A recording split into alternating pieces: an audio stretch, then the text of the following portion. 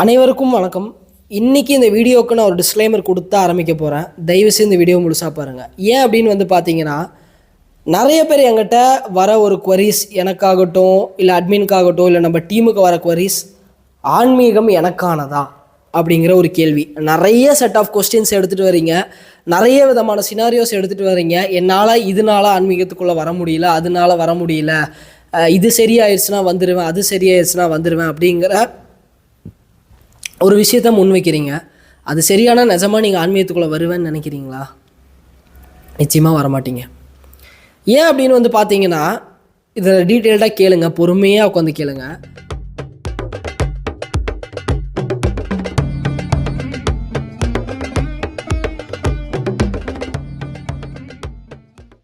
குருவே சரணம். விஷ்ணுவர்தனுக்கும் அட்மினுக்கும் ரொம்ப நன்றி.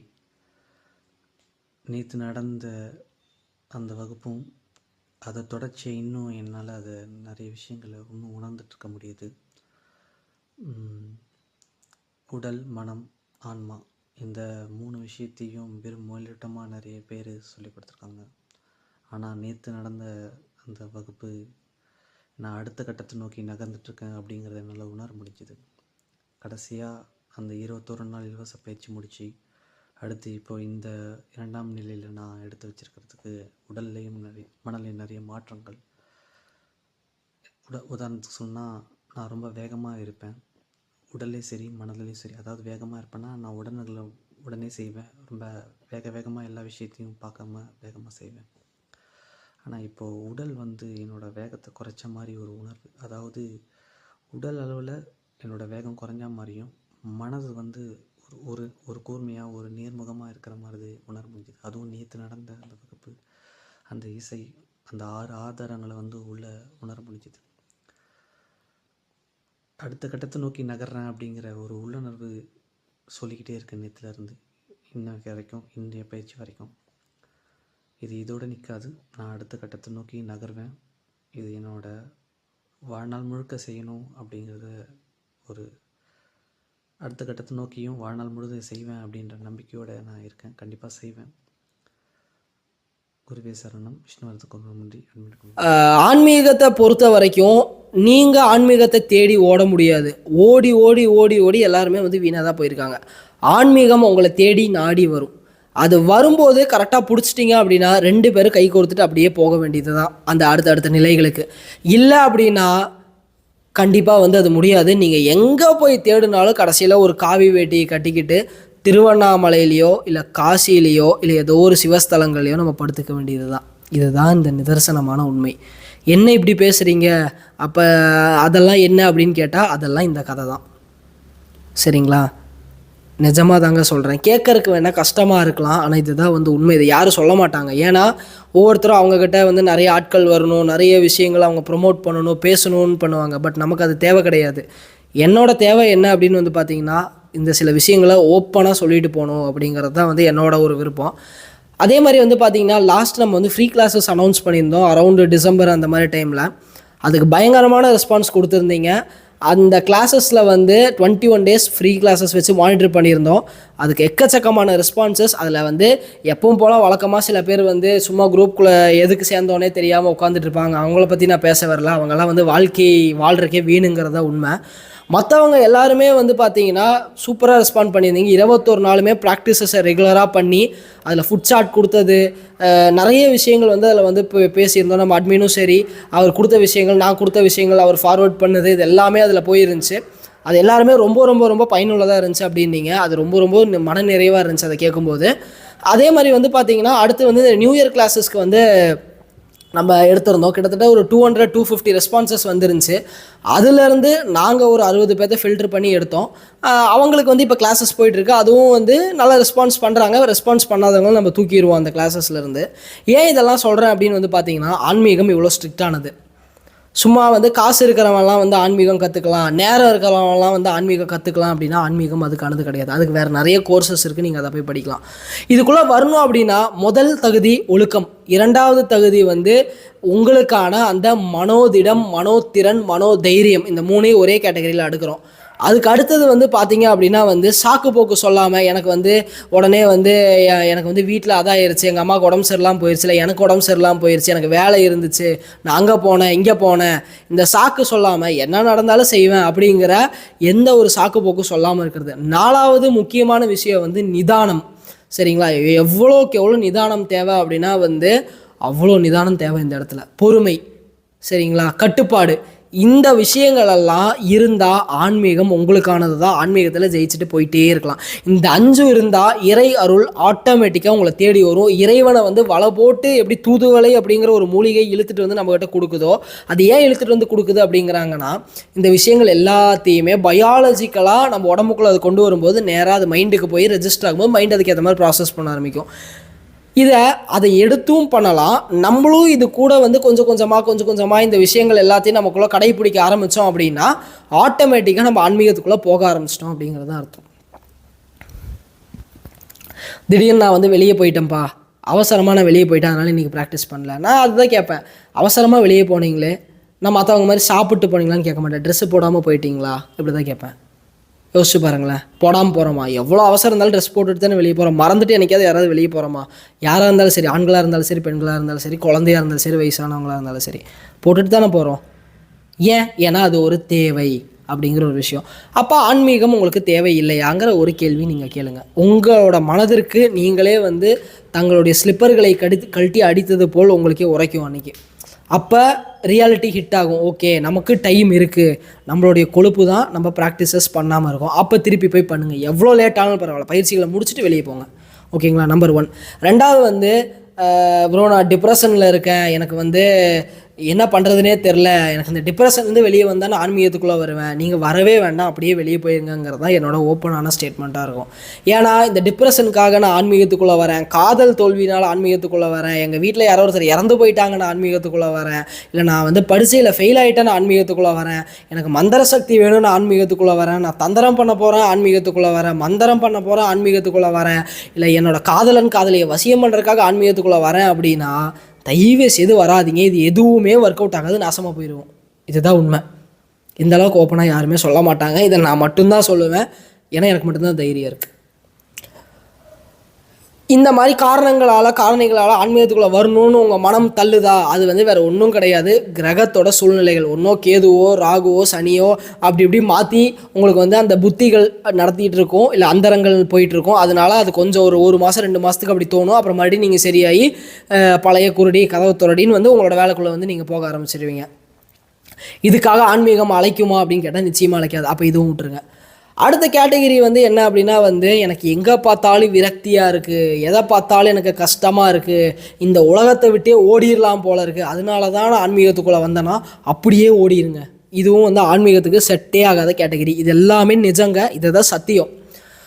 இது கேட்கறதுக்கு வேணால் உங்களுக்கு நான் கேட்கும்போது சிலருக்கு வந்து சிரிப்பாக இருக்கலாம் நான் பேசுகிறது, இல்லை சிலர் கேட்கும்போது எரிச்சலாக இருக்கலாம், சிலர் வந்து ஆழ்ந்து கவனிக்கலாம். நீங்கள் எப்படி பார்த்தாலும் இதுதான் வந்து பகிரங்கமான உண்மை. இந்த 3 கேட்டகரிக்குள்ளேயும் நீங்கள் ஃபால் ஆகுறீங்க. நீங்களே உங்களை கேட்டு பார்த்துக்குங்க. இல்லை என் வீட்டில் என்னோட புருஷன் தொல்லை தாங்க முடியல, பொண்டாட்டி தொல்லை தாங்க முடியல, இதோட இன்னும் ஸ்பெஷல் கேட்டகரி. என் வீட்டில் வந்து என் பசங்களுக்கு கல்யாணம் பண்ணிட்டேன், வீடு வாங்கிட்டேன், என் பேரம்பேத்தியே பார்த்துட்டேன், இதுக்கப்புறம் என்ன இருக்குது ஆன்மீகத்துக்குள்ளே வரக்கு அப்படின்னா, இதுக்கப்புறம் நீங்கள் நோய்வாய்ப்படுறதை பார்க்கறக்கு இருக்குது, இதுக்கப்புறம் நீங்கள் மரணப்படுக்கைக்கு போகிறத பார்க்கறக்கு இருக்குது. அதையும் பார்த்துட்டு நீங்கள் பொறுமையாக வரலாம். இதுதான் என்னோடய பதிலாக இருக்கும். ஒரு அழகான பழமொழி இருக்குது, காலம் போன கடைசியில் சங்கரானா வருவாரா? கண்டிப்பாக வரமாட்டாருங்கிறது தான்.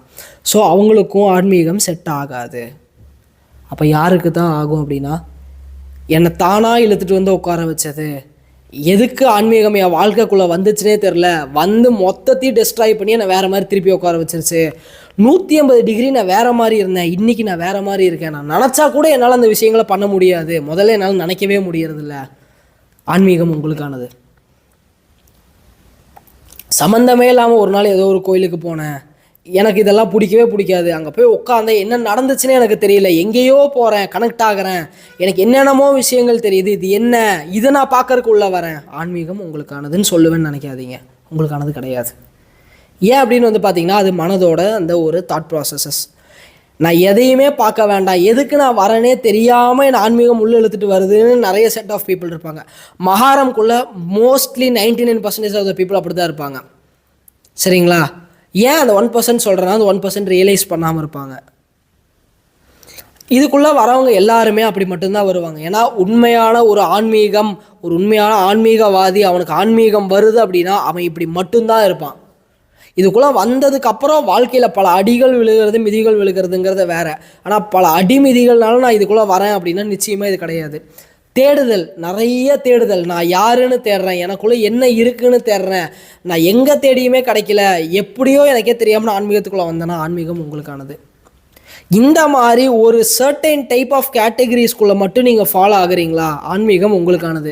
இல்லை நான் அவரை பார்த்து இன்ஸ்பயர் ஆகி வந்தேன், இவரை பார்த்து இன்ஸ்பயர் ஆகி வந்தேன், அவர் பார்த்தீங்கன்னா அவ்வளோ பெரிய குருஜியாக இருக்கார், அவரை மாதிரியே ஆகணும்னா சத்தியமாக ஆக மாட்டீங்க. இப்படிலாம் ஆன்மீகத்துக்குள்ளே வந்து உங்களால் ஒன்றுமே பண்ண முடியாது. உங்களோட ஆன்மாக்குன்னு ஒரு தனித்தன்மை இருக்குது. உண்மையான ஆன்மீகம் எது தெரியுங்களா? ரொம்ப ஓப்பனாக சொல்லட்டுங்களா, உங்களுக்கு இந்த ஜென்மத்தில் கொடுக்கப்பட்ட வேலையை, உங்கள் ஸ்வதர்மாவை, உங்கள் கர்மாவை கரெக்டாக கம்ப்ளீட் பண்ணுங்களேன், அதுவே உண்மையான ஒரு ஆன்மீகம் தான். எல்லாருமே கண்ண மூடி உட்காரணும்னு அவசியம் கிடையாது. எல்லாருமே வந்து வாசியை ஏற்றி இறக்கணுங்கிற அவசியம் கிடையாது. அவங்களோட ஸ்வதர்மாவை கரெக்டாக கம்ப்ளீட் பண்ண ஆரம்பிச்சிங்க அப்படின்னாலே ஆட்டோமேட்டிக்காக எல்லாம் ஓட ஆரம்பிச்சிடும். இதுதான் உண்மை. அதுக்கு என்ன தேவைன்னா, அதுக்கு தான் உங்களுக்கு இந்த பயிற்சிகள் தேவை. ஏன்னா இப்போ இருக்கிற காலகட்டத்தில் நம்ம ஸ்வதர்மா எதுனே நமக்கு தெரியாது. உடனே கூகுள்லேயே யூடியூப்லேயே போய் ஹவு டு ஃபைண்ட் மை ஸ்வதர்மான்னு போட்டிங்கன்னா உங்களுக்கு தோன்றதெல்லாம் ஒரு பேப்பரில் எழுதுங்க, இது எல்லாமே உங்கள் ஸ்வதர்மா, இதுலேருந்து எது உங்களுக்கு நல்லா வருதோ அது ஸ்வதர்மா. அப்படிலாம் கிடையாது. ஸ்வதர்மாங்கிறது ஆட்டோமேட்டிக்காக உங்களுக்குள்ளேருந்து வெளியே வரும். அது எப்படி வருதுன்னு தெரியாது, ஏன் வருதுன்னு தெரியாது, நான் கற்றுக்கிட்டேனான்னு தெரியாது. ஆக்சுவலாக அதில் எனக்கு 1% நாலேஜ் கூட இருக்காது. ஆனால் எனக்கு ஆட்டோமேட்டிக்காக வருது, தானாக வருதுன்னா அது உங்கள் ஸ்வதர்மா. புரியுதுங்களா? அதுதான் உங்கள் ஸ்வதர்மா. இப்படி தான் கண்டுபிடிக்க முடியும். டைம் எடுத்துக்கோங்க, தப்பு இல்லை. ஆனால் உங்கள் ஸ்வதர்மாவை கண்டுபிடிச்சிங்கன்னா அதுக்கு தகுந்த மாதிரி உங்கள் ட்ராக்கை அமைச்சு கொண்டு போங்களேன், ஆட்டோமேட்டிக்காக ஆன்மீகம் உங்கள் வாழ்க்கைக்குள்ளே என்டர் ஆகும். என்டர் ஆச்சுன்னா ஸ்வதர்மாவும் ஆன்மீகமும் சேரும்போது ரெண்டும் வாழ்வியலாக போகும். எல்லோரும் என்ன கேட்குறாங்கன்னா, how to balance your material and spiritual life. முட்டாள்தனமான கேள்வி. ஏன் அப்படின்னு வந்து பார்த்தீங்கன்னா, வாழ்க்கை ஒன்று தான். இதில் சும்மா பவுண்ட்ரி போட்டே போகாதீங்க. இன்றைக்கி மெட்டீரியல் லைஃப் ஸ்பிரிச்சுவல் லைஃபும்பிங்க, நாளைக்கு material life family life spiritual லைஃபும்பிங்க, அடுத்து வந்து மீ டைம் அப்படிம்பிங்க, அலோன் டைமும்பிங்க, பர்சனல் ஸ்பேஸும்பிங்க. இந்த கன்றாவியான டேர்ம்ஸ் எல்லாம் கொண்டு வராமல் வாழ்க்கைங்கிறது ஒன்று மட்டும்தான். அதில் ஆன்மீகத்துக்கு ஒரு ட்ராக், இதுக்கு ஒரு ட்ராக்லாம் கிடையாது. வாழ்கிறதையே ஆன்மீகமாக வாழ ஆரம்பிங்க. ஒவ்வொரு நொடியுமே, ஒரு சனமுமே உங்களுக்குள்ளே அந்த அவேர்னஸ் வர ஆரம்பிச்சிருச்சுன்னா ரெண்டையுமே தனியாக செப்பரேட்லாம் வந்து நீங்கள் பண்ணி பார்க்க மாட்டீங்க. முதல்ல அப்படி பண்ணி பார்க்குறத நிறுத்துங்க. அதுதான் வாழ்க்கையில் மிகப்பெரிய பேர்டனே. ஆல்ரெடி 1000 தலைவலி நம்மளை சுற்றி வச்சுருக்கோம். இதில் நம்மளே ஒன்றும் நாளை தூக்கி தலையில் ஏற்றிக்க வேண்டாம். வாழ்கிற வாழ்க்கையோடு சேர்த்து ஆன்மீகத்தை கொண்டு போங்க. அது ஒரு வாழ்வியலாக மாற்றுங்க. நம்ம தமிழர்களும் சரி, நம்மளுடைய பண்டைய மூதாதையர்கள் எல்லாருமே என்ன பண்ணாங்க, ஆன்மீகத்தை தன்னுடைய வாழ்க்கையோட ஒரு பங்காக வந்து மாற்றிட்டு தான் போனாங்களே தவிர 2 ட்ராக்குன்னு வந்து பிரிச்சுட்டுலாம் போக கிடையாது. அதை வந்து புரிஞ்சுக்கோங்க. உங்கள் மனம் பண்பட்டு செம்மையாக ஆரம்பிச்சிருச்சுன்னா, அகத்தியர் சொன்ன மாதிரி தான், மனமது செம்மையானால் மந்திரம் ஜபிக்க வேண்டாம், மனமது செம்மையானால் வாசியை உயர்த்த வேண்டாம். இதோட கடைசி லைன் போனோன்னா, மனம் அது செம்மையாச்சுன்னா எல்லாமே செம்மைதானே அப்படின்னு சொல்லி முடிப்பார். அந்த மனதை பக்குவப்படுத்தி நிலைநாட்டுறதுக்காக தான் வந்து இந்த பயிற்சிகள் இது எல்லாமே கொண்டு வர்றது. ஆனால் நீங்கள் பண்ணுற பயிற்சிகள் வந்து எதோடு நிற்கிதுன்னு வந்து பாருங்கள். வெறுமனே வந்து நீங்கள் பண்ணுற பயிற்சிகள் வந்து உங்கள் மனதோடு நின்றுதா அப்படிங்கிறது பாருங்கள். இல்லை உங்கள் உடலோட ஃபஸ்ட்டு 3 கேட்டகரி ஆஃப் ப்ராக்டிசஸ் இருக்குது ஆன்மீகத்தை பொறுத்த வரைக்கும். நல்லா நோட் பண்ணிக்கோங்க. முதல் விதமான ப்ராக்டிஸ் உங்கள் உடலில், உங்கள் ரெஸ்பிரேட்டரி சிஸ்டத்தில் மட்டும் உங்களுக்கான அந்த மாறுதல்கள் கொடுக்கும். இது ரொம்ப ரொம்ப ரொம்ப பேசிக்கான லெவல். இப்போ பிராணாயாமான்னு ஒன்று சொல்கிறாங்க பார்த்தீங்களா, அது அந்த கேட்டகரிக்குள்ளே போயிடும். நீங்கள் சொல்கிற அந்த யோகா ஃப்ளெக்சிபிலிட்டிலாம் அந்த கேட்டகரிக்குள்ளே போயிடும். ரெண்டாவது, உங்கள் மனம் வரைக்கும் போய் வேலை செய்தா, ஹத்தா யோகா எல்லாம் இந்த கேட்டகரிக்குள்ளே போயிடும். இந்த மனம் உடல், ஃபஸ்ட்டு வெறும் உடல், ரெண்டாவது மனம் உடல், இது ரெண்டும் சேர்ந்து ஒரு கேட்டகரிக்குள்ளே போயிடும்.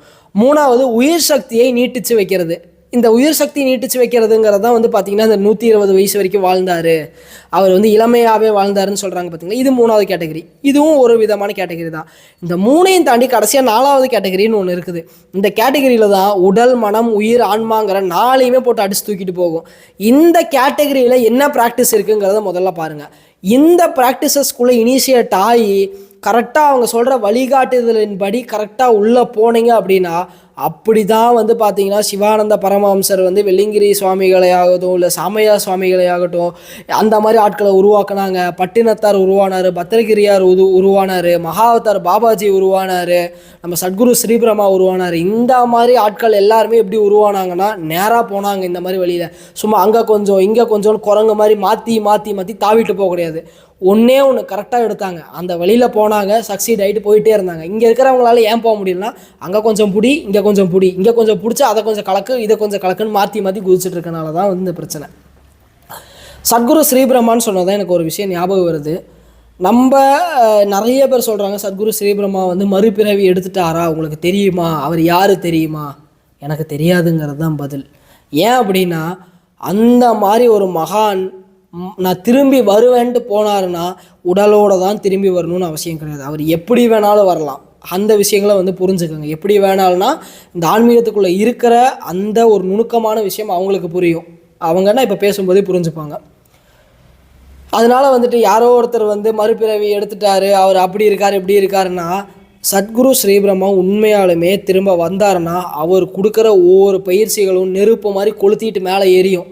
சும்மா உட்காந்துட்டு என் மனசை செம்மையாக்குது, நான் அமைதியாக இருக்கிறேன், அதெல்லாம் வந்து நடக்காது. அதை வந்து புரிஞ்சுக்கோங்க, சரிங்களா? இதை நான் இந்த இடத்துல தெளிவு பண்ண ஆரம்பிக்கிறேன். அதே மாதிரி வந்து ஒரு வேடிக்கையான விஷயம் என்ன அப்படின்னு வந்து பார்த்தீங்கன்னா, இன்ஸ்டாகிராமில் எனக்கு ஒரு டிஎம் வந்துருந்துச்சு. என்ன அப்படின்னு வந்து பார்த்தீங்கன்னா வந்து சத்குரு ஸ்ரீபிரமா யார் தெரியுமா, சரி சொல்லுங்கள் அப்படின்னு கேட்டேன். இதை நம்ம கூட ஷேர் பண்ணணும் அப்படின்னு நினைக்கிறேன். சரி, அம்மா ஃபன்னான கான்வர்சேஷன் இருந்துச்சு. அட்மின் தான் பேசிகிட்டு இருந்தார். அப்போ வந்து அங்கே வந்து பரலியாரில் குகை இருக்குது. அங்கே ஒருத்தர் வந்து நான் அந்த குகையில் எத்தனை வருஷம் தூங்கியிருக்கேன்னு தெரியுமா? நீ தூங்குனதை நான் ஏன் பார்க்கணும்? தூங்குறத வச்சு நான் என்ன பண்ண போனேன்? சரி ரைட்டு. சத்குரு ஸ்ரீபிரமா ஆசிரமத்தோட தலைமையாக இருக்கிறவங்க யாரெல்லாம் தெரியுமா? அதை தெரிஞ்சு நான் என்ன பண்ண போகிறேன்? தேவையே கிடையாது எனக்கு அதெல்லாம். எனக்கு தெரிஞ்சது என் குருநாதர்னு அந்த ஒரே ஒரு ஆள் மட்டும்தான். அவர் எனக்கு தெரிஞ்சாருன்னா போதும். எனக்கு அவரோட வாழ்க்கை வரலாறுன்னு தேவை கிடையாது. இப்போ அந்த மடங்களை யார் பார்த்துட்டு இருக்காங்கிற அந்த இதுவும் தேவை கிடையாது. இந்த மாதிரி முட்டாள்தனமான விஷயத்துக்குள்ளே போய் சிக்கிக்காதீங்க யாருமே, சரிங்களா? ஒருத்தரோட வாழ்க்கை வரலாறு தெரிஞ்சு நீங்கள் என்ன பண்ண போகிறீங்க? ஒன்றும் பண்ணவே போகிறதில்ல. அவரோட அந்த ஒரு இன்டென்சிட்டி உங்களுக்குள்ளே இறங்குச்சா அதுவே போதுமானது, சரிங்களா? அதனால் போயிட்டு யாராவது கேள்வி கேட்குறாங்கன்னா அங்கெல்லாம் டைம் வேஸ்ட் பண்ணிட்டு இருக்காதீங்க. யாரோ ஒருத்தர் வந்து இவர் தான் அவரோட மறுபிறவியான்னு கேட்டிங்கன்னா கை தட்டிட்டு, ஓ இவர் மட்டும் இல்லை இன்னும் 2 பேர் அவரோட மறுபிறவி இருக்காங்கன்னு நீங்கள் சொல்லிட்டு வாங்க, சரிங்களா? இன்றைக்கி இந்த ஒரு சில லெசன்ஸ் உங்களுக்கு போதும் அப்படின்னு நினைக்கிறேன். இதை ஃபர்தராக உங்களுக்கு வேணும்னா கமெண்ட்ஸில் கொஸ்டின்ஸாக கொடுங்க. நான் இப்போ வர எல்லா கொஸ்டின்ஸும் ஆன்சர் பண்ணிட்டு தான் இருக்கிறேன். இதர் பர்சனலாக இருக்கிற கொஸ்டின்ஸை வந்து நாங்கள் கால் பண்ணியே ஆன்சர் பண்ணிடுறோம். இல்லை அப்படின்னா சிலதை வந்து இந்த மாதிரி வந்து வெளியே வந்து பப்ளிக்காக வந்து கொடுக்குறோம். கடைசியாக வந்து நம்ம கண்டக்ட் பண்ண நிறைய மீட்ஸில் வந்து பார்த்திங்கன்னா நிறைய கேள்விகள் வந்துருந்துச்சு. அட்மின் ஹேண்டில் பண்ணியிருந்தார், நானும் சில மீட்ஸ் ஹேண்டில் பண்ணியிருந்தேன். நம்ம ஃபேமிலி குரூப்புக்குன்னு சில மீட்ஸ் எப்போவுமே ப்ரைவேட்டாக தனியாக போயிட்டு தான் இருக்கும். அதை தாண்டி நார்மலாக ஜென்ரல் பீப்புளுக்குன்னு வந்து நம்ம மீட்ஸ் போகிறோம். ஏன் ஜென்ரல் பீப்புளுக்கான மீட்டை கம்மி பண்ணி வைக்கிறோம் அப்படின்னு வந்து பார்த்தீங்கன்னா, இப்போ லாஸ்ட்டாக அந்த நியூ இயர் கிளாஸ் ஏதாவது எடுக்கும்போது ஃப்ரீவியாக தான் கிளாஸஸ் போயிட்டுருக்கு. என்ன பண்ணிக்கிறாங்கன்னா வந்து சும்மா ரெஜிஸ்டர் பண்ணிக்கிறாங்க, சும்மா வந்து பொம்மையாட்டி இப்படியே உட்காந்துக்கிறாங்க. இப்படியே உட்காந்துட்டு இருந்தால் நம்ம எவ்வளோ நேரம் தான் அந்த மூஞ்சியை பார்க்க முடியும்? ஒரு ஆர்வம் இருக்கணும், தெரிஞ்சுக்கணும். அதில் 2 பேர் 3 பேர் பதில் சொல்கிறாங்க அப்படின்னா அவங்களே பார்த்து எடுக்க முடியுமா? அவங்களுக்கு தனியாக நம்ம சொல்லி கொடுத்துட்டு கூட போயிடலாம். ஸோ நான் வந்து மற்றவங்க மாதிரி நீங்கள் வந்து ஃபீஸ் கட்டிட்டீங்க கற்றுக்கணும் அப்படிலாம் கிடையாது.